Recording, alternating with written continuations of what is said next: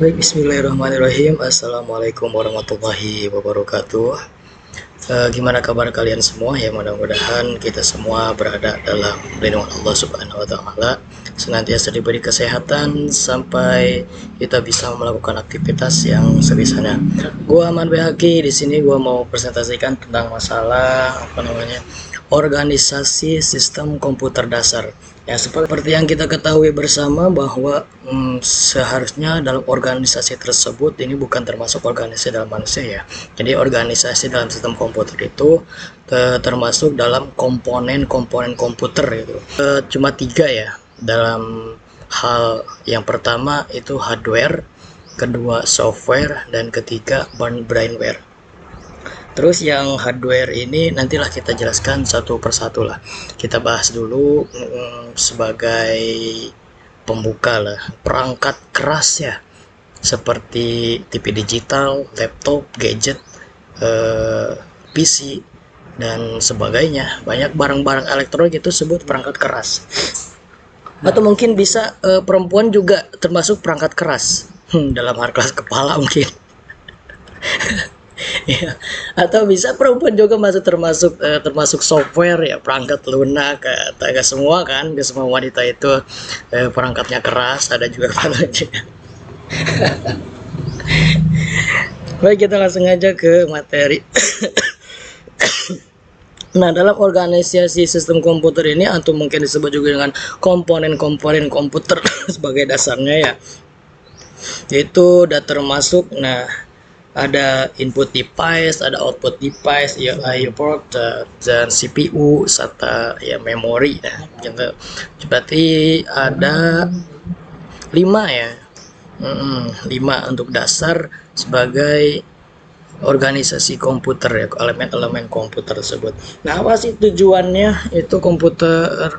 Tujuan pokok dari sistem komputer tersebut. Nah, jadi tujuannya itu untuk mengolah data, untuk menghasilkan informasi ya, sehingga informasi tersebut perlu didukung oleh elemen yang terdiri dari perangkat keras yang this is noise. Perangkat keras seperti ya hardware yang tadi kita bahas pertama ya, perangkat lunak, software, dan satu brainware. Apa sih brainware? Brainware itu adalah kita sebagai manusia, sebagai pengoperasi, sebagai penginput. Jika brainware pun tidak ada, maka walaupun perangkat kerasnya bagus, walaupun softwarenya bagus, tapi tidak ada orang untuk penginputan, ya percuma, tidak akan berjalan. Nah, jadi itu. Baik, lanjut. Apa aja sih yang disebut dengan elemen-elemen komputer tersebut? Nah, tadi kita bahas ada 5 ya. Yang pertama ada input device, yang kedua ada output device, yang ketiga ada IO port atau mungkin lubang untuk memasukkan kabel data dan sebagainya.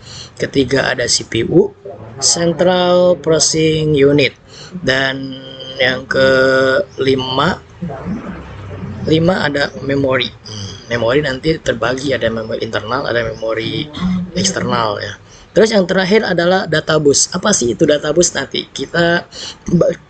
kita bahas satu persatu unit tersebut. Baik, lanjut untuk yang pertama. Nah, yang pertama ada input device. Apa sih input device? Itu adalah alat masukan yang termasuk juga ya hardware, perangkat keras. Fungsinya untuk apa? Untuk memasukkan data ataupun memasukkan perintah itu ke dalam komputer. Ya, bisa menerima atau mengeluarkan sebuah data ya, seperti gambar tersebut. Input ada keyboard, ada kamera, ada scanner, terus apalagi itu kebanyak lah inputin barang-barang yang biasa kita pakai dalam sehari-hari itu kan, kayak CCTV dan printer, terus banyaklah contohnya gadget lah, itu bisa barang sebagai input dan output. Nah, baik, kita lanjut ke output. Perangkat keras yang kedua yaitu adalah output yang disebut juga dengan alat keluaran ya. Jadi output device itu juga termasuk dengan hardware, perangkat keras ya. fungsinya ya untuk hasil pengolahan data. Setelah kita menginput data, contohnya seperti kita menginput nih, input apa di Word atau mungkin di Excel, atau mungkin kita menggambar atau apapun kita input di dalam komputer. Nah, nanti hasilnya itu sebagai output, atau mungkin bisa berupa juga audio. Kalau kita memutar musik, nah musik kita download nih, nah itu juga termasuk input. Lalu kita memutar musik dan suara yang keluar dari gadget kita, suara yang keluar dari laptop kita, itu disebut dengan output. Atau mungkin kita mengambil gambar langsung ke proyektor. Nah, kita masukkan gambar dalam PC ke proyektor melalui kabel, dan proyektor tersebut mengoutputkan gambar atau mirrorkan gambar yang ada di dalam laptop kita. Nah, itu sebutnya output. Atau mungkin kita yang sering dilakukan kayak printer kan, kita menginput dokumen, membuat dokumen dan hal sebagainya, lalu udah beres kita simpan, nah barulah kita dikeluarkan di print. Nah, itu namanya juga output. Banyaklah perangkat-perangkat output juga, kayak jack, sound, bisa input dan output juga bisa gitu. Gitu ya. Lanjut ke yang ketiga. Nah, yang ketiga ini disebut IO port, input atau output port. Kayak lubang-lubang ya, kalau dalam gambar itu lubang-lubang untuk kabel, berbagai kabel. Ada yang kabelnya bisa mengalirkan input, dan ada kabel yang bisa menghasilkan output juga. Banyak lah yang kita ketahui ya itu banyak. Jadi fungsinya untuk apa sih? Ya port-port tersebut ya untuk mengirim, untuk menerima data dari luar sistem maupun dari dalam sistem, dari luar ke dalam ataupun dari dalam ke luar, atau bisa interface antar muka gitu. Jadi port tersebut bisa berarti dengan gerbangnya konektor. Nah, kalau gak ada port ini, bagaimana kita bisa mengirim data? Oh, sekarang tuh gampang, gak usah ada port.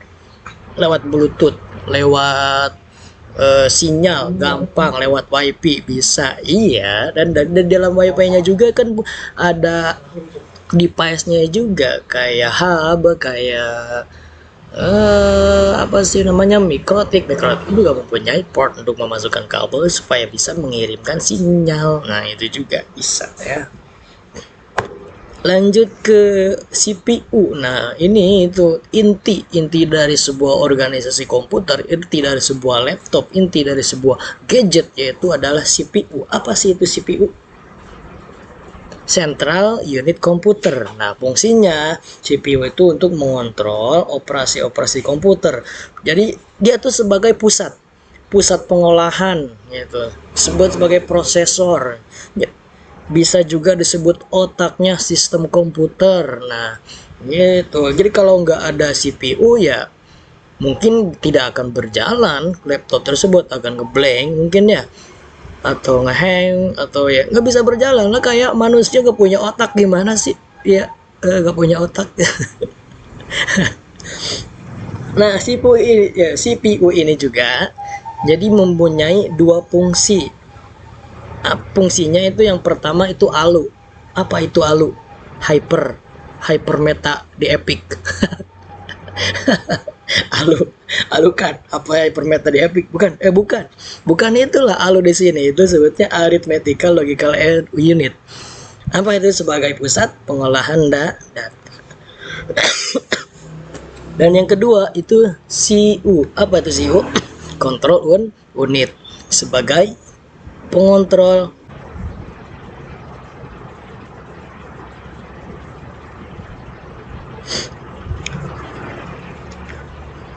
Nah, tadi apa namanya, CU ya. CU itu untuk pengontrol kerja komputer. Baik, lanjut. Nah, selanjutnya itu ada memori. Nah, memori tersebut ketika kita sudah menginput data lalu diproses oleh prosesor atau yang disebut dengan CPU. Nah, disitulah disimpanlah di dalam memori. Ya, memori bisa sementara ya.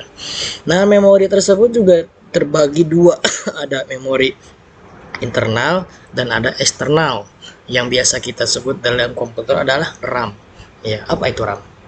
Random Access Memory. Betul, penyimpanan program yang kita olah. Ada lagi yaitu ROM. Apa itu ROM? Ready Only Memory. Jadi memori ROM ini hanya bisa dibaca dan berguna itu sebagai penyedia informasi pada saat pertama kali komputer dinyalakan. Banyaklah contoh-contoh memori seperti flash disk dan sebagainya gitu ya. Udah paham sampai sini. Baik, lanjut ke yang terakhir yaitu ada data bus. Batuk. Nah, data bus ini itu sebagai jalur-jalur perpindahan data antar modul dalam sistem komputer. Kayak apa ya, kawat-kawat tertentu gitu kan, yang suka ada di motherboard itu ada arah-arah ya kayak kawat. Nah, seperti screen ini tuh. Nah, CPU itu ada kawat-kawatnya kayak gitu kan. Contohnya, nah kalau contoh itu ada di gambar itu sederhana. Jadi kawat tersebut mengirim data bisa ke CPU, bisa ke ROM, bisa ke RAM, juga bisa ke data input atau output. Nah, data bus ini berada menyatu itu dalam motherboard. Tahu kan motherboard? Iya, itu seperti itu.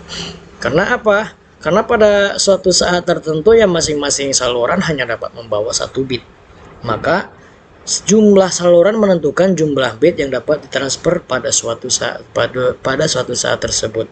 Semakin besar kapasitas RAM-nya, maka semakin besar pula data bus yang dihasilkan. Semakin ribet pula jalur-jalur yang dihasilkan. Jadi lebar data bus ini itu menentukan kinerja sistem secara keseluruhan. Jadi sifatnya itu bidirectional ya. Artinya apa? CPU dapat membaca dan menerima data melalui data bus ya. Biasanya kalau data bus itu terdiri dari 8, 16, 32 sampai dengan 64 jalur paralel. Nah, jadi itu teman-teman dasarnya. Jadi sistem komputer itu ada berapa tadi? Ada 6 apa 5? 6. Yang pertama yang pertama input, yang kedua output, yang ketiga itu CPU, yang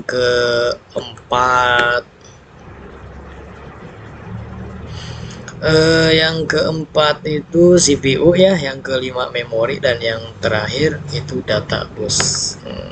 Jadi gitu teman-teman untuk sistem organisasi yang sederhana. Cuman ada yang saya ketahui itu cuman ada 6. Jadi misalkan ada kekurangan nih dalam pembahasan atau mungkin kekurangan dalam penyampaian, ya mohon dimaafkan saja, karena kan manusia itu sebagai banyak kekurangannya, itu banyak memori ya, seperti itu.